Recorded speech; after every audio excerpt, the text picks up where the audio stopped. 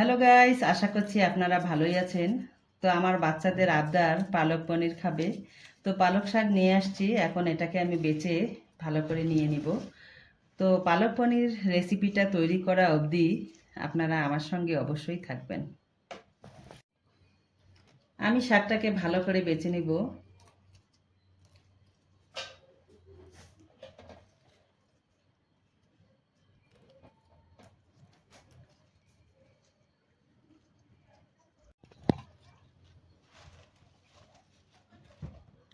তো আমার শাক প্রায় বাছা হয়ে গেছে। তো আমি আপনাদের দেখিয়ে দিচ্ছি শাক এভাবে তো বাছতে হয়, কিন্তু এপাশ ওপাশ দুইভাবেই দেখে শুধু শাকের পাতাটা আমরা ছিঁড়ে নেব। এই ডাঁটাটা নেব না, এই ডাঁটাটা নিলে রান্নাটা কেমন খ্যাসখ্যাসে লাগবে, ওই জন্য ডাঁটাটা নেব না, শুধু পাতাটাই ছিঁড়ে নেব।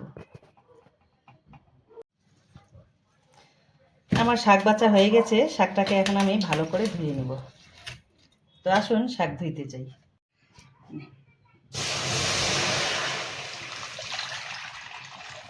আমি পানিটা গরম করে নেব শাকটাকে ভাপানোর জন্য।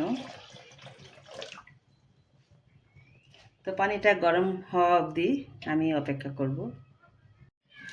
পানি গরম হয়ে গেছে, আমি শাকটা এখন ঢেলে দিব। একটু নুন দিয়ে আমি ভাপিয়ে নেব, বেশি ভাপাবো না, হালকা করে ভাপিয়ে নেব। একটু নেড়ে দেব।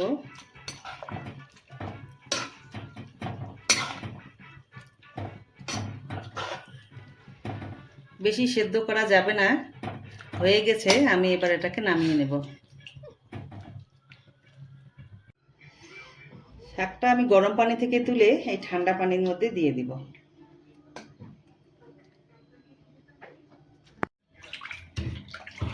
আমি এখন এই শাকটাকে ভালো করে চিপে পানিটা বার করে দিব।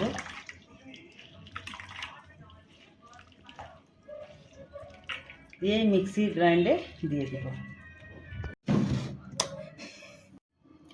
3টে লঙ্কা আমি এখানে দিয়ে দিলাম। তো গাইস, ঠান্ডা পানিতে আমি চিপে নিয়ে দিয়ে দিলাম। ঠান্ডা পানিতে দেওয়ার উদ্দেশ্য হলো শাকের গ্রিন ভাবটা যেন থেকেই যায়, এই জন্য আমি গরম পানি থেকে ঠান্ডা পানিতে দিয়েছিলাম, যাতে শাকের পনির দেওয়ার সময় পনিরটা সাদা থাকবে আর শাকটা গ্রিন থাকবে। আমি এখানে অল্প করে পানি দিব যাতে ভালো করে গ্রাইন্ড হয়ে যায় শাকটা।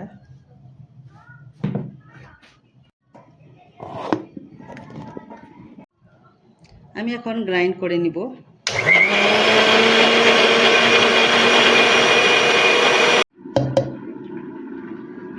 আমার গ্রাইন্ড করা হয়ে গেছে, দেখুন কত সুন্দর মিহি করে আমি গ্রাইন্ড করে নিয়েছি। এখন রেসিপি স্টার্ট করে দেব। তো পালং শাক আমার পেস্ট করা হয়ে গেছে, আমি এখন এই পনিরটাকে স্লাইস করে নিয়ে নেব।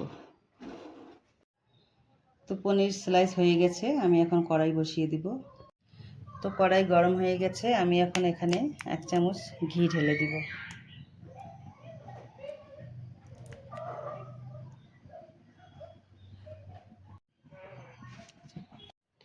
আমি ফোড়নে জিরা ঢেলে দিলাম। রসুন থেতো করে রেখেছি, সেটা দিয়ে দিলাম।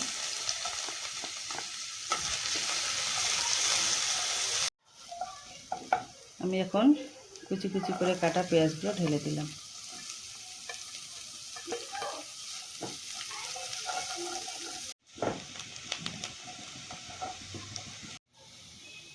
এখন আমি পালংয়ের পেস্টটা ঢেলে দেব।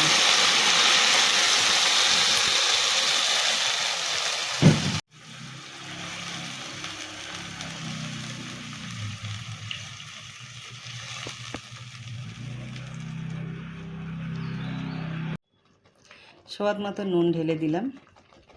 খুব সুন্দর একটা সেন্ট বার হয়েছে। ঘি পেঁয়াজ রসুনের গন্ধটা খুবই ভালো বের হয়েছে।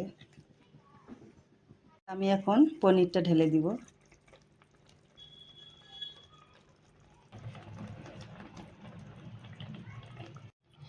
তো আপনারা পনিরটাকে ভাজবেন না, এইভাবে কাঁচাই দিবেন, কারণ সবুজ শাকের সাথে সাদা পনির দেখতে খুবই সুন্দর লাগে আর খেতেও ভারী টেস্টি।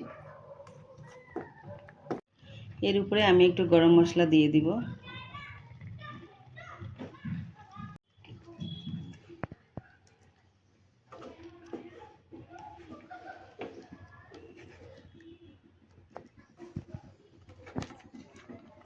এভাবে বানিয়ে খাবেন, খুবই টেস্টি লাগবে।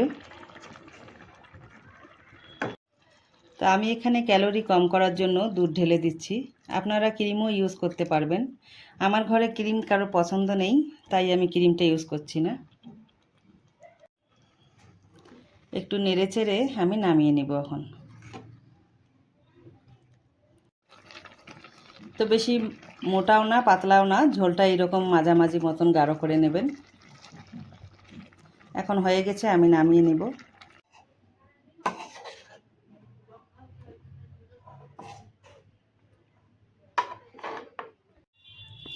তো গাইস, খুবই সুস্বাদুকর একটি রেসিপি আমি তৈরি করে নিলাম। আপনাদের পছন্দ হলে আপনারাও এভাবে তৈরি করে খেতে পারেন।